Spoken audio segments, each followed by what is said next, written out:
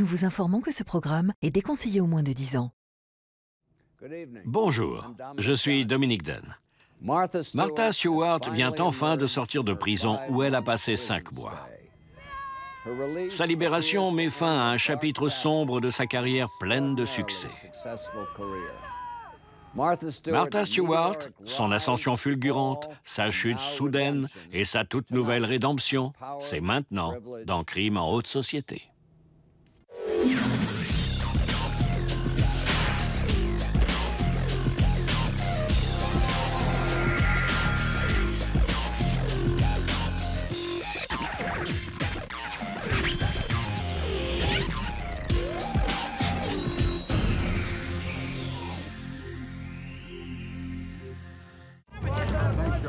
This morning, the federal grand jury returned a 9-count criminal indictment against Martha Stewart and Peter Bukanovic.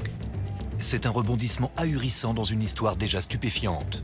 Ms. Stewart and Mr. Bukanovic voluntarily surrendered earlier today and are expected to appear in court at about 3 o'clock this afternoon. Quelques mois plus tôt, lors d'une enquête sur un PDG de Wall Street soupçonné de délit d'initié, des procureurs fédéraux font une découverte surprenante. Le gouvernement a récupéré les registres du PDG et y a trouvé le nom de Martha Stewart. Cette découverte déclenche alors l'acharnement des médias et une enquête du FBI sur les affaires de cette femme qui s'était bâtie un empire en prônant les bonnes manières et le style. On a affirmé qu'il y avait eu conspiration. Étaient impliquées Martha Stewart et 2 autres personnes au sein de Merrill Lynch. L'une de ces personnes a décidé de collaborer avec le gouvernement. Ce témoignage, ainsi que les documents découverts par le gouvernement, mènent au début des poursuites, le 4 juin 2003. Si le gouvernement parvient à prouver ces accusations, Martha Stewart risque de passer un bon moment en prison. Elle ira sans doute en prison, et pas seulement en maison de transition. Un tel verdict détruirait l'image publique de Martha Stewart, qui vend des centaines de millions de dollars de produits dérivés à son nom. Le problème, c'est que ces produits ne présentent pas la vraie Martha Stewart. C'est une image de marque. C'est un personnage fictif qui n'a rien à voir avec la vraie vie de Martha Stewart, tout comme les personnages utilisés par les marques.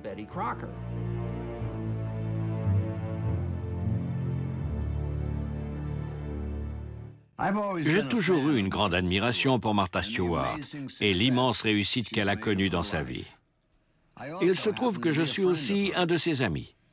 Il y a quelques années, j'ai déjeuné chez elle sur la terrasse de sa superbe maison dans le Maine, dont l'ancien propriétaire n'était autre que le fils d'Henry Ford. En regardant le port juste en dessous, rempli de yachts luxueux, je lui ai dit « C'est fantastique, Martha ».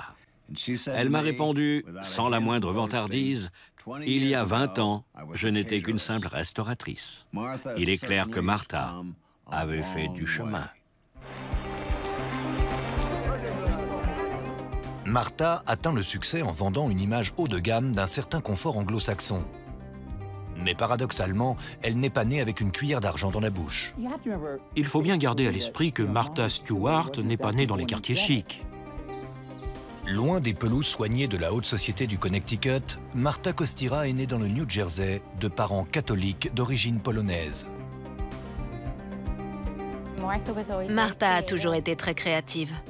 On jouait souvent dans le grenier chez ses parents ou dans le jardin. On jouait à se déguiser. Dans son quartier, les autres enfants l'appellent la pauvre Martha parce qu'elle doit confectionner elle-même ses vêtements. Elle jouait souvent du piano ou elle jardinait avec son père. Elle a toujours été très créative. Pour mon mariage, elle m'a fait ce petit sac en forme de tulipe. Je n'aurais jamais cru que Martha deviendrait aussi célèbre. Je suis vraiment contente d'avoir gardé le sac. La maison de son enfance ressemble à toutes les autres, dans ce genre de banlieue résidentielle d'après-guerre. Mais derrière la porte du 86 Elm Place à Nutley, dans le New Jersey, les tensions familiales sont grandes et Martha Stewart en portera des séquelles tout au long de sa vie. Chez Martha Stewart, on était loin de la famille Ingalls. La situation familiale était extrêmement difficile. Sa famille manquait constamment d'argent et il y avait beaucoup d'enfants. Le père de Martha, Eddie Kostira, fait faire à ses 6 enfants toutes les tâches domestiques. Ils apprennent ainsi à travailler le bois et à cultiver un potager. Ils n'aimaient sûrement pas ça à l'époque. Pendant que les autres enfants jouaient dehors, ils devaient écouter leur père en train de leur expliquer toutes ces choses. Mais au final, ça a payé. La famille d'Eddie aurait voulu qu'il devienne médecin. Mais après plusieurs emplois dans la vente, le père de Martha est devenu aigri et frustré et réputé pour son mauvais caractère. Ce sont les parents de Martha qui lui ont appris à cuisiner. Ils lui ont aussi appris à hurler sur les gens. Elle a appris tout ça à Nutley, dans le New Jersey, avant même d'avoir 10 ans. Au lycée, Martha a déjà une grande ambition et une immense énergie. Elle est brillante et fait partie des 2 seules filles dans son cours de mathématiques. Dans son livre scolaire, elle a inscrit sa devise « Je fais ce qui me plaît et ce que je fais me plaît ». Elle se concentrait sur ce qu'elle voulait. Elle voulait faire des études et réussir. À 20 minutes de Nutley, les lumières de Manhattan attirent Martha. Au lycée, elle commence à poser pour des magazines. Cette petite médiatisation et l'argent qu'elle lui rapporte lui donnent le goût de la vie face à la caméra. Martha reçoit ensuite une bourse pour le Barnard College à New York, une école d'arts libéraux réservée aux femmes. En 1961, elle épouse un étudiant en droit de Yale, Andy Stewart. 4 ans plus tard, le couple a une fille, Alexis. Martha a 24 ans. Mais Martha Costira Stewart n'est pas épanouie dans cette vie de mère au foyer. En 1968, elle obtient sa licence de courtière en bourse et devient l'une des premières femmes à Wall Street. Quand c'est devenu branché de travailler à Wall Street en mini-jupe, elle y était déjà. Pour une femme, travailler dans ce réseau très masculin n'a pas dû être facile. Je me rappelle cette époque des complets rayés, les déjeuners arrosés au club, les transactions dans les bars branchés. C'était un univers très masculin. Il fallait être une femme à poigne pour se faire sa place. Et elle y est arrivée. Au milieu des années 70, après 5 ans passés à travailler à Wall Street, Martha quitte New York avec Andy pour s'installer à Westport, dans le Connecticut. Aujourd'hui, cette ville fait partie de la Gold Coast du Connecticut, où vivent certaines des familles américaines les plus aisées. Mais en 1974, c'était encore une banlieue tranquille de classe moyenne. Cette année-là, à 33 ans, Martha lance sa propre entreprise de restauration. Et là encore, elle se trouve au bon endroit, au bon moment. Elle faisait de délicieux cookies et elle les vendait sur un petit stand à Westport. Et les gens venaient exprès à Westport le samedi pour acheter les cookies de Martha Stewart. Elle n'était pas encore célèbre, mais ses cookies l'étaient. La carrière de Martha Stewart débute dans sa petite cuisine de Westport et va devenir l'une des histoires les plus incroyables du business américain. Mais sa réussite précoce est alors marquée par un bouleversement personnel qui va l'anéantir. Au milieu des années 70, Martha Stewart et son mari Andy ont quitté New York et Wall Street pour s'installer à Westport, dans le Connecticut. Martha lance son entreprise de restauration et les talents de cuisinière qu'elle a acquis dans son enfance aux côtés de sa mère sont rapidement payants. Tout le monde voulait que Martha Stewart s'occupe de leur réception. Elle devient rapidement la restauratrice en vogue pour le beau monde de Westport. Et pourtant, elle n'y va pas de main morte sur les prix. Elle est chère, mais aux yeux de ses clients, cela la rend encore plus attractive. En 1982, Martha Stewart publie son premier livre intitulé « Entertaining ». Il s'agit d'un manuel d'instruction pour faire d'une soirée un moment amusant et stylé.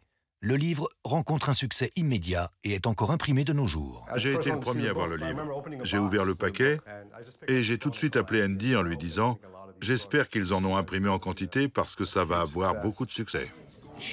Elle explique comment recevoir 50 personnes pour un brunch, ou bien 300 personnes pour un cocktail dans l'après-midi. C'était ça, ces livres.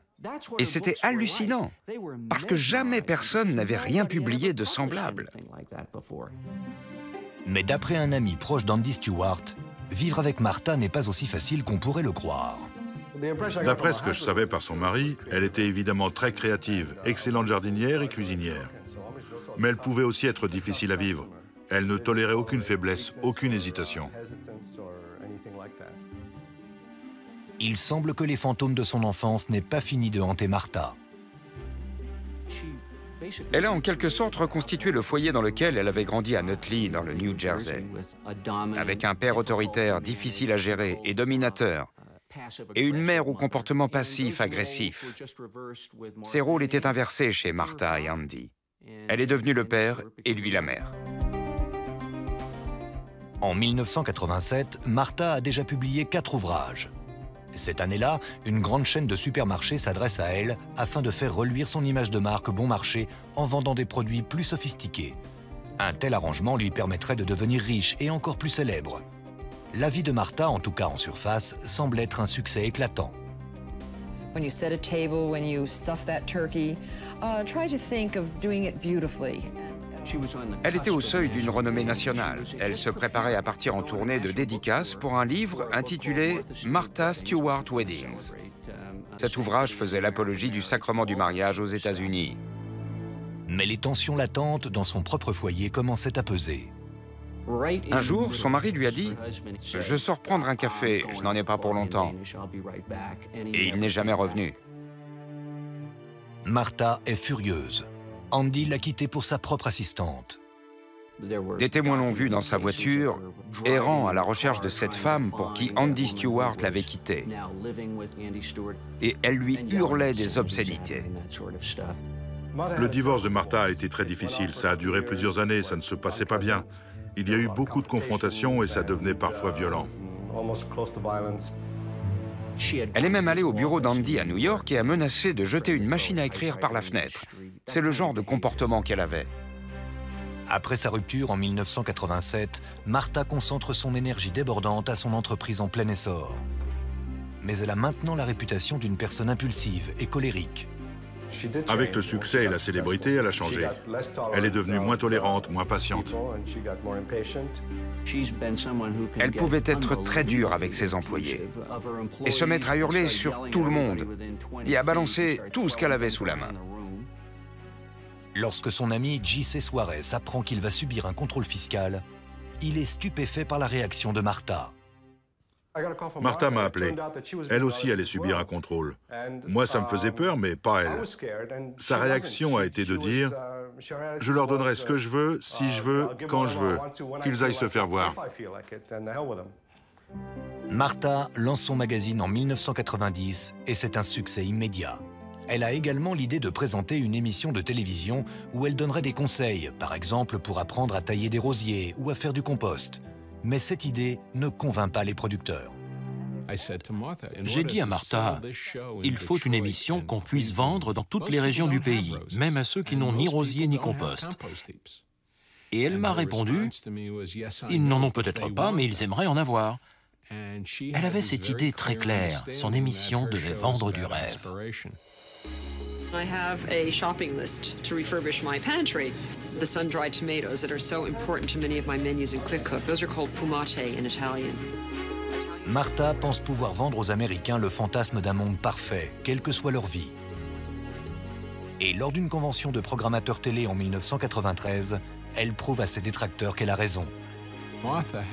Il y avait une immense file d'attente pour Martha, composée d'hommes et de femmes qui espéraient la voir et avoir un autographe. Là, j'ai compris que je tenais une star. La première de l'émission, Martha Stewart Living, se fait dans l'année et connaît des audiences records.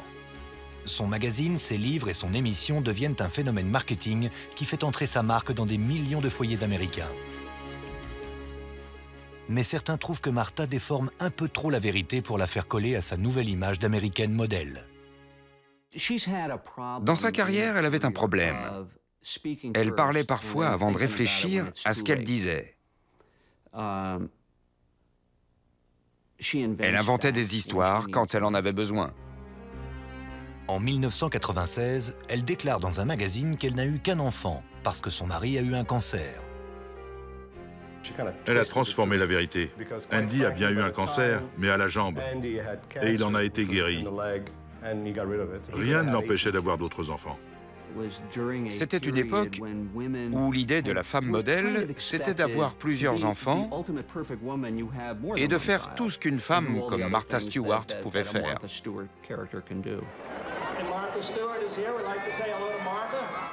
Au milieu des années 90, avec à son actif un magazine à succès, une émission de télé et une série de best-sellers, Martha Stewart a enfin atteint la réussite que son père aurait rêvé de connaître. Il lui disait toujours de viser les étoiles. Et c'est ce qu'elle a fait. Martha a vraiment du génie. Elle est partie de rien pour devenir milliardaire. Les gens étaient jaloux de Martha. Ils se disaient comment cette fille du New Jersey en est arrivée à gagner combien? $1 milliard? Celle qu'on appelait autrefois la pauvre Martha est désormais au seuil de l'univers étincelant de la richesse. Et croyez-moi, ce monde-là est plus dangereux qu'on ne l'imagine. Au mois d'octobre 1999, l'entreprise de Martha Stewart est cotée en bourse à New York. Le prix de ses actions grimpe en flèche et Martha vaut désormais $1 milliard. C'est l'apogée d'un conte de fées à l'américaine, d'une petite fille partie de rien qui arrive au sommet.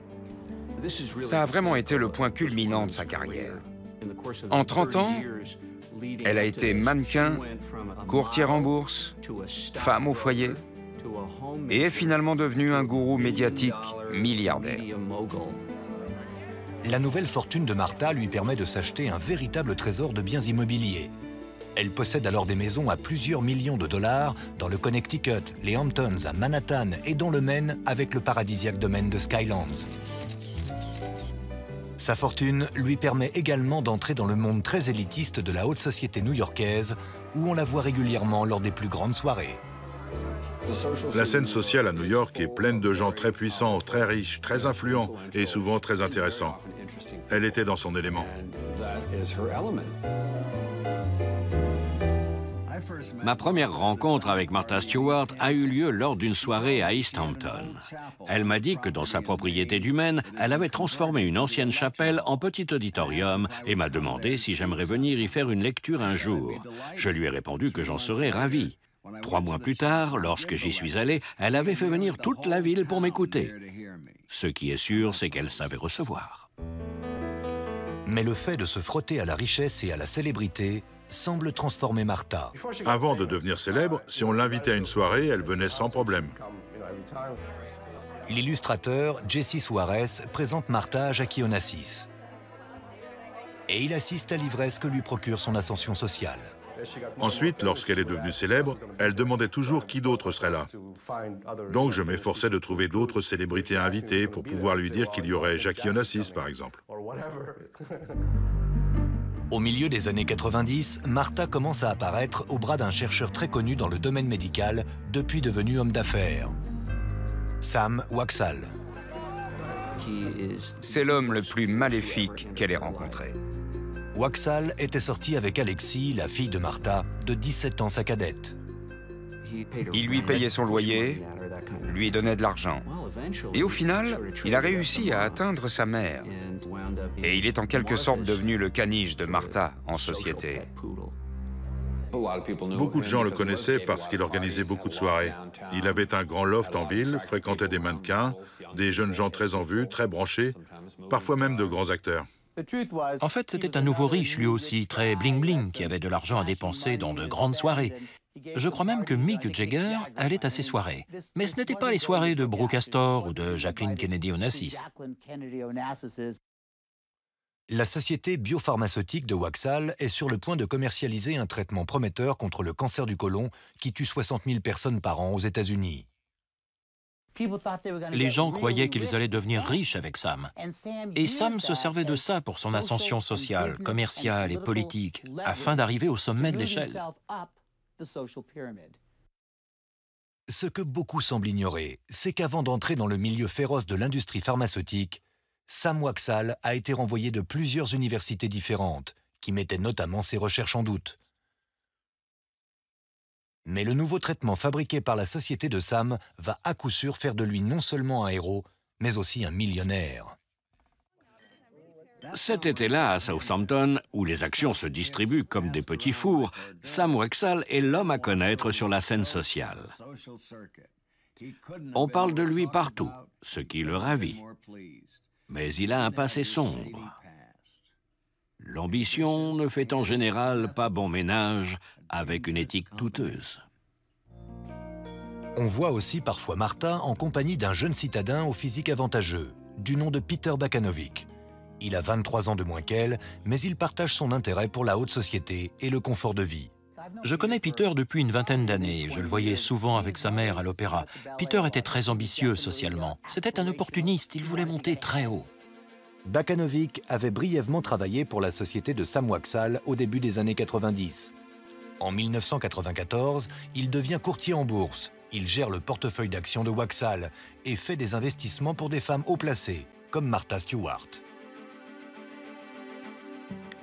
Sa spécialité, c'était de gérer les comptes de femmes d'âge mûr qui avaient beaucoup d'argent et aucun homme dans leur vie.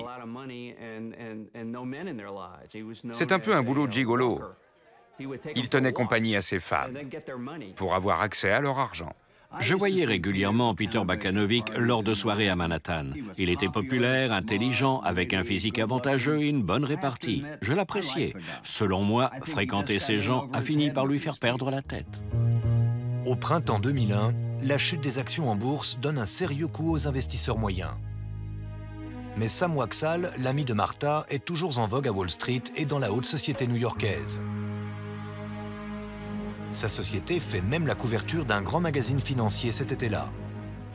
Il est dit alors que la FDA, l'Agence fédérale des produits alimentaires et médicamenteux, est sur le point d'autoriser le traitement de la société de Sam.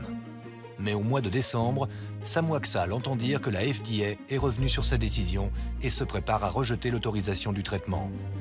Notre homme d'affaires est au bord de la catastrophe financière et du drame social.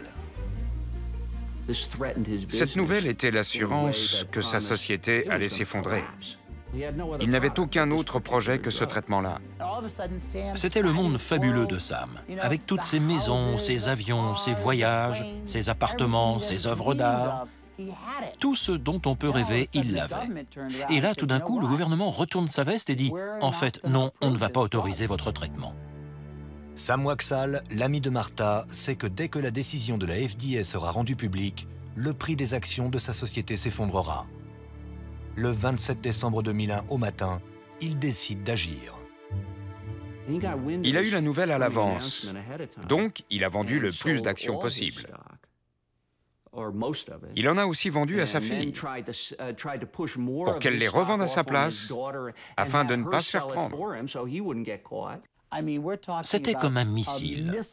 Sam est dans l'avion, il est touché et il s'écrase à une vitesse folle. Le même jour, alors que Sam Waksal est en pleine chute, son amie Martha Stewart, elle, vole en plein ciel au sens propre. À 10 000 mètres d'altitude dans son jet privé, elle se rend à Mexico pour quelques jours de repos après Noël. À 13h30, elle fait une escale à San Antonio pour faire le plein. C'est là que tout a commencé. Le destin de Martha Stewart repose alors sur ce qui va se passer pendant les 5 prochaines minutes sur le tarmac de San Antonio. Le 27 décembre 2001, en route pour quelques jours de vacances, le jet privé de Martha Stewart fait escale à San Antonio. Les appels téléphoniques que Martha fait à ce moment-là sont au cœur de l'enquête du gouvernement qui suivra. This criminal case is about lying. Lying to the FBI, lying to the SEC, and lying to investors. Un peu après 13h30, Martha écoute ses messages. Sa secrétaire à New York la prévient que Peter Bakanovic a appelé dans la matinée pour lui annoncer une nouvelle inquiétante. Les actions de sa société sont sur le point de descendre en flèche. Martha a reçu le message et en gros, il disait qu'il fallait vendre les actions parce qu'elles allaient baisser. Martha rappelle immédiatement Bakanovic, mais il est en vacances. Son assistant, Douglas Faneuil, vend les actions de Martha. En se débarrassant de ses actions avant que la FDA n'annonce l'interdiction du traitement créé par Sam, Martha évite une perte d'environ 45 000 $.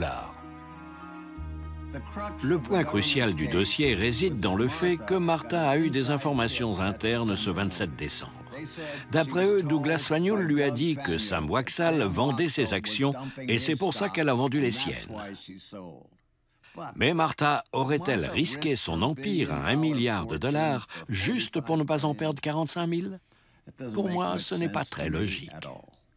Ms. Stewart is charged with lying to federal officials during 2 interviews conducted by prosecutors on my staff, FBI agents, and SEC attorneys.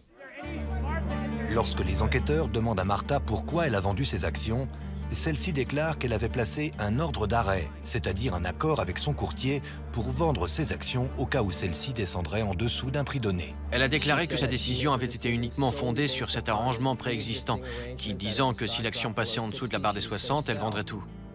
L'ami de Martha, Sam Waksal, finit par être condamné à 7 ans de prison pour avoir vendu ses propres actions ce 27 décembre.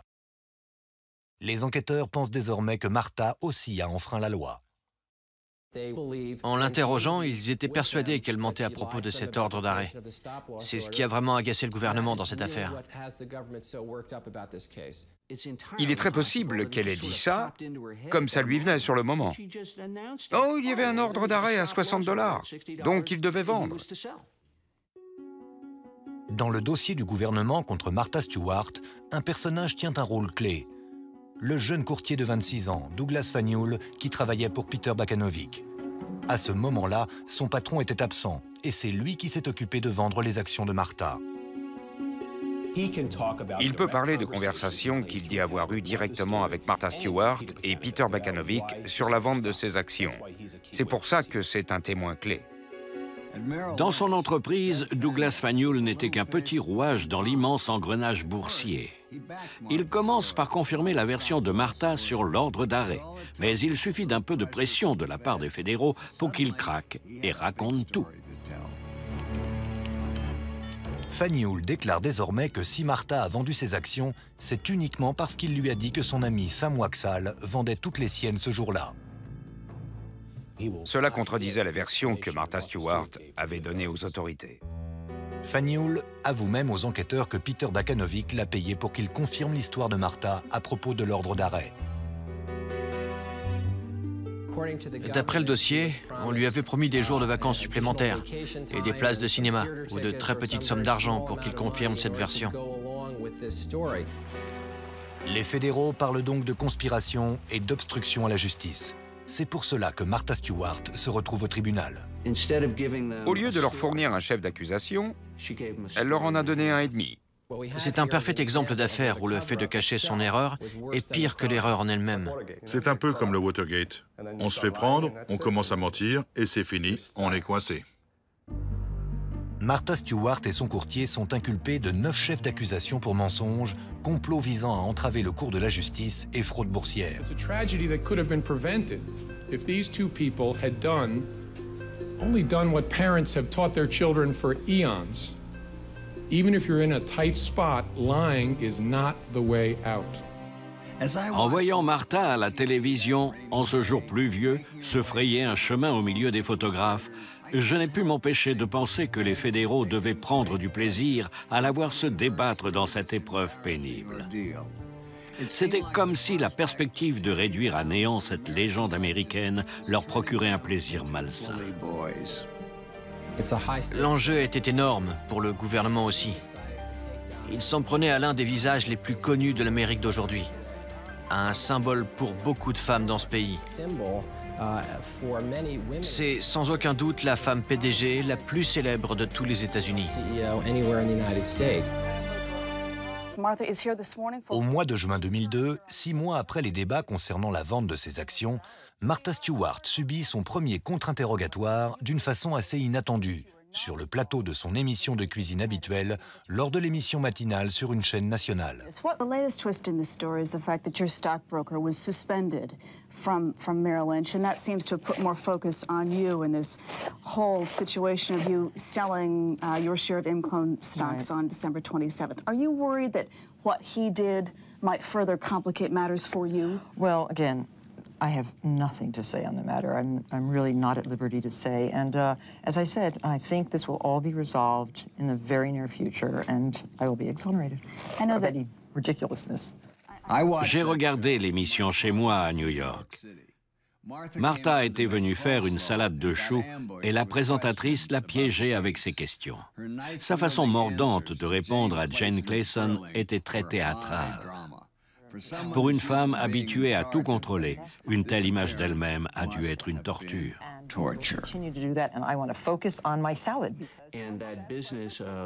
La façon dont elle éminçait son chou montrait bien son niveau d'agacement. Pas étonnant que Martha soit agacée. En janvier, son courtier Peter Bakanovic produit un document qui, selon lui, appuie la version de Martha à propos de la vente de ses actions. Mais le gouvernement n'y croit pas. Ils se sont dit qu'elle essayait de fabriquer des preuves. Elle leur avait menti. Elle était coupable d'obstruction à la justice et c'est pour ça qu'ils voulaient la condamner. Le document contesté est une note de travail de la société boursière de Martha, avec une liste de ses actions. Peter Bakanovic l'a annotée en bleu. L'une de ses notes mentionne à 60. Bakanovic assure qu'elle a été ajoutée avant le jour où elle a vendu ses actions, prouvant ainsi sa version et son ordre d'arrêt. La note de Peter Bakanovic serait une bonne preuve, si elle est authentique. Mais selon le gouvernement, c'est une magouille de Bakanovic pour Martha, et il a ajouté la petite note après la vente des actions. He did that blue pen work after the investigation started, as part of his scheme with Ms. Stewart to cover up the real reason for her sale of ImClone shares.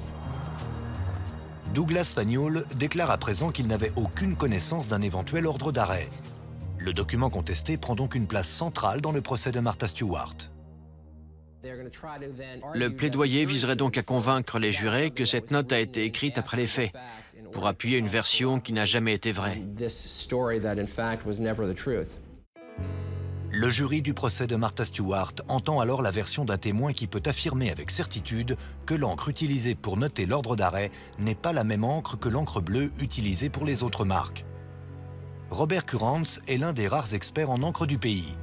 Pour montrer que chaque encre est unique, il marque un faux document à l'aide de 2 stylos différents. Il prélève ensuite de minuscules échantillons afin de les comparer. Il dissout l'encre à l'aide d'un solvant, puis la place sur un support spécial qui permet d'en dissocier les différents composants chimiques. Il est évident qu'on a 2 encres différentes. Grâce à une expertise quasi chirurgicale, Kurantz révèle l'identité de chaque encre. C'est un peu comme une empreinte digitale, puisque la formule de chaque encre est unique. Si l'on arrive à prouver cette unicité au jury, alors ils comprennent que les 2 encres sont différentes. Mais les avocats de Martha sont presque certains de parvenir à contrer cet argument. Le fait que les marques aient été faites avec 2 stylos différents ne prouve pas qu'elles aient été faites à une date postérieure. Ça ne vous est jamais arrivé de tomber en panne de stylo? Ou de relire vos notes et d'y ajouter quelque chose avec un autre stylo? Les avocats de Martha s'apprêtent aussi à se retourner contre l'assistant du courtier, Douglas Faneuil. Tout l'avenir de Martha dépendait de la crédibilité de son témoignage à lui. Au mois de juin 2002, Faneuil et Bakanovic sont suspendus de leur société. En octobre, Faneuil plaide coupable pour un délit mineur et reconnaît avoir accepté un paiement en échange de son silence à propos des actions de Martha. Il aurait pu être accusé des mêmes mots qu'elle, comme l'obstruction à la justice. Les avocats de Martha allaient forcément s'emparer de cette histoire pour remettre en question la crédibilité du témoignage de cet homme. Mais présenter Faneuil comme un menteur ne va pas être chose facile. Au début des années 90, alors qu'il était élève au Bennington College, Faneuil s'est fait une réputation de garçon honnête et idéaliste. Je dirais que Douglas est l'un des 5 meilleurs élèves que j'ai eus en 15 ans d'enseignement. Mark Landler, un de ses anciens professeurs, pense que Faneuil fera très bonne impression sur le jury. Ils verront que c'est un garçon très intelligent, réfléchi, sensible, qui s'exprime bien. L'accusation la plus controversée portée contre Martha est sans doute son implication dans une fraude boursière. C'est aussi l'accusation pour laquelle elle risque la plus lourde peine, 10 ans de prison. By putting out repeated, detailed, and fraudulent explanations for her sale of ImClone shares, she defrauded buyers and sellers of her own company's stock. D'après les enquêteurs, en affirmant qu'elle avait un accord préalable pour la vente de ses actions dans la société de Waxal, Martha a trompé les investisseurs de sa propre société. Elle aurait donc menti pour empêcher les actions de sa société de chuter aussi. Autrement dit, le fait de clamer son innocence est devenu en soi la base d'un autre délit. C'est une plaisanterie. Elle clame son innocence et ça aussi c'est un crime. Cela ressemble de plus en plus à de l'acharnement de la part des fédéraux sur Martha à cause de sa célébrité. L'usage que fait le gouvernement de la loi sur le délit d'initié est assez inhabituel. Et cela pourrait bien fournir aux avocats de Martha l'arme idéale pour ruiner le dossier de l'accusation.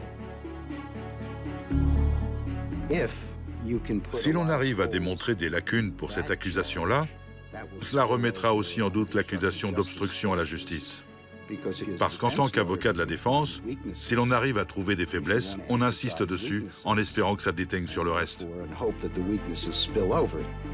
Martha Stewart était dans un sale pétrin. Dans cette affaire, le gagnant emporterait tout. Si elle l'emportait, l'avenir s'annonçait bien pour elle. Mais si elle était condamnée, c'était vraiment la fin de sa carrière. Tandis que l'heure du jugement approche, tous les yeux se tournent vers le tribunal fédéral dans le centre de Manhattan, car le procès de Martha Stewart pourrait bien en entraîner d'autres. Toutes les affaires et les scandales criminels de la haute société des années 90 se cristallisaient dans le procès de Martha et dans son dénouement.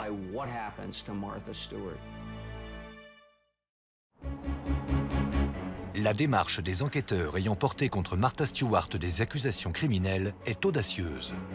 Martha Stewart is being prosecuted not because of who she is, but because of what she did. Mais pour certains, cette affirmation ne tient pas la route. Je crois sans l'ombre d'un doute que le fait qu'il s'agisse de Martha Stewart est la raison même pour laquelle le gouvernement suivait cette affaire avec un tel acharnement et un tel zèle. La faute de Martha était sans doute réelle. Elle s'est pris les pieds dans son mensonge pour se couvrir au moment où la réputation de Wall Street se dégradait. Mais il y a de vrais méchants qui ont enfreint la loi et fait perdre des millions de dollars à leurs actionnaires et à leurs employés. Pour moi, Martha était très loin d'en arriver là. Le gouvernement n'ignore pas le fait qu'en condamnant Martha Stewart, l'histoire aura une grande ampleur et leur fera une publicité énorme. La question est la suivante. Qu'y a-t-il d'abusif là-dedans? Le gouvernement, en s'attaquant à une star comme Martha Stewart, prouve son bon usage de l'argent du contribuable et montre que les transactions douteuses ne sont pas acceptables, même de la part d'un symbole national. En poursuivant quelqu'un de très haut placé, le gouvernement envoie un message aux millions d'autres personnes qui pourraient avoir envie de commettre le même crime. C'est pour ça que l'accusation a décidé de s'en prendre à Martha Stewart. Mais la sévérité des charges portées par le gouvernement et les conséquences d'une éventuelle condamnation de Martha Stewart, la fin de sa carrière et jusqu'à 30 ans de prison, sont impressionnantes. Il y a beaucoup de gens très cupides qui ont soutiré des sommes d'argent inimaginables aux contribuables. Mais personne ne sait vraiment qui sont ces gens. Martha Stewart, tout le monde la connaît. C'est elle, c'est Martha. Et donc on se servait de son visage pour condamner toutes les affaires de ce genre. Et après des mois passés à spéculer sur son éventuelle implication dans du délit d'initié, au moment de procéder à la mise en accusation, l'accusation ne mentionne pas le délit d'initié. Le délit d'initié, c'est compliqué, alors que l'obstruction à la justice, c'est très simple et très facile à comprendre pour un jury. Cette omission volontaire fournit du même coup aux avocats de Martha leur meilleure défense. Au fond, elle n'a commis aucun crime. Elle n'avait rien à cacher. Quel est son mobile? La honte, peut-être? La honte n'est pas un crime. Martha pourrait passer quelque temps derrière les barreaux d'une prison fédérale. Quelle impression va-t-elle faire sur le jury? Elle va avoir l'air d'une femme complètement vulnérable, charmante et très belle, qui s'est fait embarquer dans ces histoires par des connaissances, des amis, des courtiers. Et elle va charmer le jury. Le jury peut pencher pour le gouvernement, car ils admireront le message que cela transmet. Ou bien il peut être horrifié par cette histoire, et dans ce cas, considérer Martha Stewart comme une victime, et non une coupable. Martha Stewart s'est bâti un empire en nous faisant croire à un monde idéal. Mais ses problèmes avec la justice semblent montrer qu'une telle perfection ne peut être qu'un fantasme. Là, on a vu qu'il s'agissait d'un être humain avec tous les défauts d'un être humain, et non pas d'une américaine modèle. L'univers très glamour de Martha, construit grâce à sa grande richesse, pourrait bien n'être lui aussi qu'une illusion. Les personnes que fréquentait Martha, comme Sam Waksal ou tous les autres opportunistes, n'étaient pas de vrais amis. Ils ont fini par l'entraîner dans leur chute, avec le sentiment qu'en tant qu'hommes, ils étaient supérieurs. If you get tired of cooking, you can go outside and grow a plant. If you get tired of growing a plant, you can go canoeing. La haute société new-yorkaise a connu une certaine jubilation lorsque Madame Parfaite s'est retrouvée le nez dans la boue, comme l'ont écrit certains. Au début, c'était un peu « youpi, Martha a enfin fait déborder sa tambouille. Martha fait un beau bazar dans sa cuisine cette fois. Comment elle va nettoyer ça maintenant ?» Mais la réalité de l'affaire a vite fait de faire taire les détracteurs, même les plus hargneux. Le gouvernement, les médias, vous et moi, on sait tous qu'elle n'a pas planifié tout ça, qu'elle a été prise dans l'engrenage sur le moment. Mais personne ne s'est fait virer, personne n'a rien perdu et au final, elle n'a rien d'un ennemi public. Après des mois passés à faire la une des journaux, considérée comme la grande méchante de Wall Street, le jury pourrait bien décider que Martha Stewart a assez payé pour son erreur. Finalement, le pire était déjà passé en termes de dommages sur sa carrière. Ses actions avaient énormément baissé. À Nutley, dans le New Jersey, où Martha fait depuis peu partie des grandes célébrités, le verdict est déjà clair pour certains de ses anciens camarades de classe. On soutient tous Martha. Pour nous tous, elle s'est fait avoir. C'est de l'acharnement. Le destin de l'une des femmes les plus puissantes d'Amérique et la vérité sur ce qui s'est passé ce jour de décembre 2001 reposera entre les mains de 12 citoyens new-yorkais. J'ignore ce qui s'est passé, et vous aussi, mais Martha le sait. Peter Bakanovic le sait, et ce sera au jury et aux juges de démêler tout ça. Martha a passé plus de 5 mois dans une prison fédérale de Virginie occidentale avant d'être libérée en février 2005. Je n'étais pas étonné d'entendre qu'elle a été une prisonnière modèle, très appréciée des autres détenus.